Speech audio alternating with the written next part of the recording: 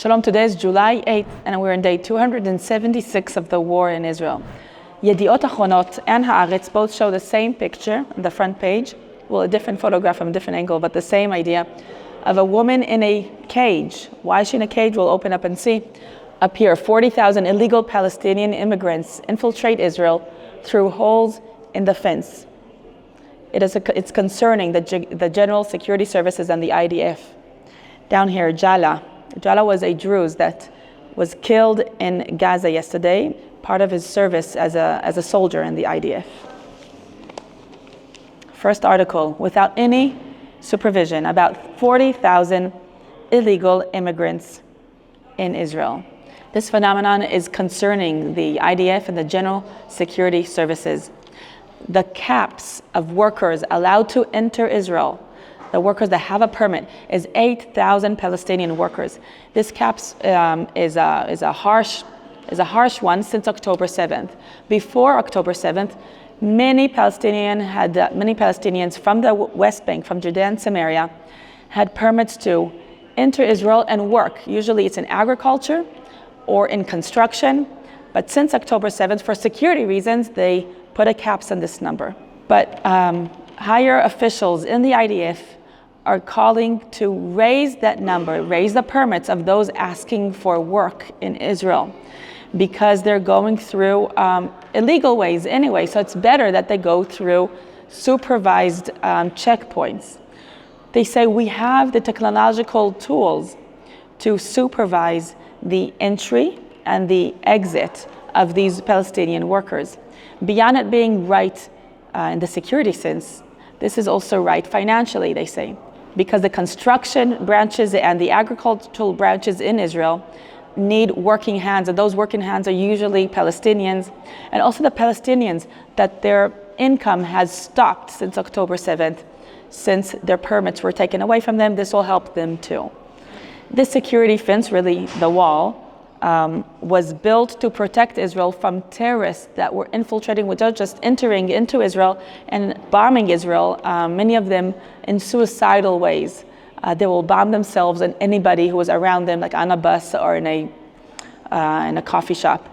That's why the wall is here. So yeah, hopefully the ones that are merely working for a job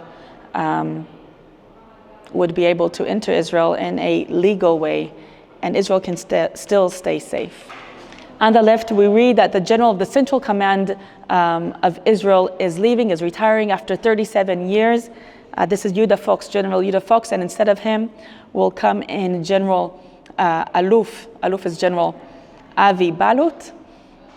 Yeah, he'll have a lot of it on his hands and a lot of on his shoulders, handling terror battalions in refugee camps in Judea and Samaria, and much more. He's considered a very proactive general. Behatzlacha, as you say in Hebrew, much success. Hamatkafa la Galil Tachton.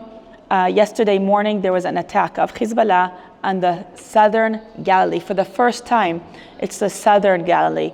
Usually, Hezbollah's rockets hit the northern Galilee. This time, it reached close to Tiberias, which is in the southern part of the Galilee.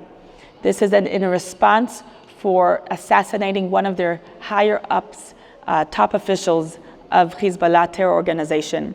So there was a heavy barrage and many fires around the Galilee near Tiberias. So since the war, more than 100,000 dunams in the north of Israel were burned. That's a lot. Yesterday, it was also in a nature reserve, Arbel, near a beautiful mountain, Arbel, which is actually a cliff. It was closed off because of the fires. It was closed off for hikers. Who's ever been in the northern part of Israel, it's a beautiful area full of lush, very, very green. So this war is having an impact on the nature as well. Down here, Hagiborim Shelo Yashuvu, the heroes that will not return. Jala Ibrahim, 25 years old, from Sajur. And what's unique about him is that he was from the Druze ethnic religious group in Israel. They're Arabic speaking, and their service to the IDF is volunteer based. So he's one of 12 brothers. He and 2 other brothers are officers in the IDF. It's very, very special. His grandfather, too, was an officer in the IDF, and he was killed during his service. Yesterday, Jala was killed in south of Gaza, the Gaza Strip, as an anti-tank missile hit him. He was very loved among his friends, amongst his soldiers, and he was very faithful to Israel. I heard an interview with him on the Israeli radio some days ago, and he was very, very motivated. May his memory be blessed. Next headline, a U.S. citizen was severely injured yesterday from an anti-tank missile in the western part of the Galilee. This anti-tank missile came from Hezbollah, from Lebanon. He's 31 years old, and he's hit by the shrapnel. He's severely injured, and he's going through surgery. It seems like he was there next to the border, next to the Lebanese border, instructing IDF reserve soldiers on how to use drones. These soldiers ordered drones independently from a civilian company, and he, with another American citizen, came to instruct these soldiers how to use these drones. Both of these Americans were hit, one of them in a severe way, as we said, another one in a lighter way, and another IDF soldier was hit by this anti-tank missile as well. As we turn the page, we find a woman in the cage. She is lowered down to thousands of demonstrators. She's a mom of Matan Tzangauker. Matan Tzangauker is still in captivity in Gaza by Hamas. Her name is Einav Tzangauker. And she's saying, we are all in a cage. This is an appeal to the government to set the captives free, or really to bring them home now, as they say. Here she is in the cage, and thousands of demonstrators were demonstrating all over Israel, mainly in Tel Aviv and Jerusalem, as it was 9 months yesterday, marking 9 months yesterday since the beginning of the war. So they went out to the streets to sabotage, literally they called it to sabotage traffic and just the normal daily life. They are begging the government to bring the captives back home now. On the cage, on the sides, it says, the government has abandoned, but we will bring them back. They're saying a deal to set the captives free, a deal will save the country. We see the Israeli flags, and they are very riled up.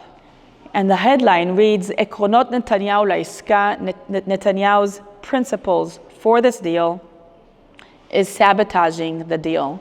There's a big criticism about him that the deal with Hamas was so imminent, well, somewhat imminent, but was serious negotiations, and he came out with 5 principles that he would not negotiate on and he would not give in, and that was before he met with the security cabinet or the security officials.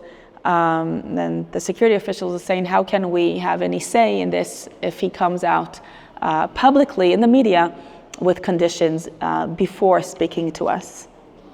Before we close, I'll jump to the end of the newspaper, Economics. It says, anti-Semitism on Airbnb, the website. And the quote that an Israeli got from her host, are you from Israel? So the stay over is canceled.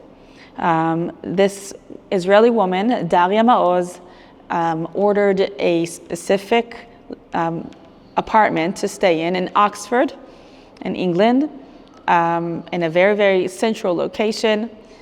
And she was shocked to realize that her host said, I realize that you're from Israel, so I'm canceling your host. Daria responded, but I signed up 2 months ago. I have no place to stay now. Everything is packed. Everything is full. She said, I'm sorry, I'm Muslim and I do not agree with the war. Therefore, I'm not going to host you. And the head of Airbnb, the management, is coming against that and saying, we do not support anti-Semitism.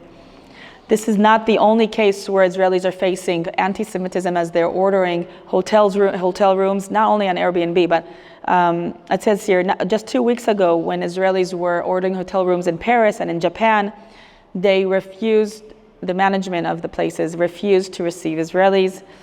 So in order to handle the situation, many Israelis are showing a foreign passport, if they have one, instead of their Israeli one. Okay, so this is the end for now. Thank you for standing with Israel. For more updates and stories, go to allisrael.com. Follow us on our social media. Like this video. If you liked it, this is Rotem Magen for All Israel News.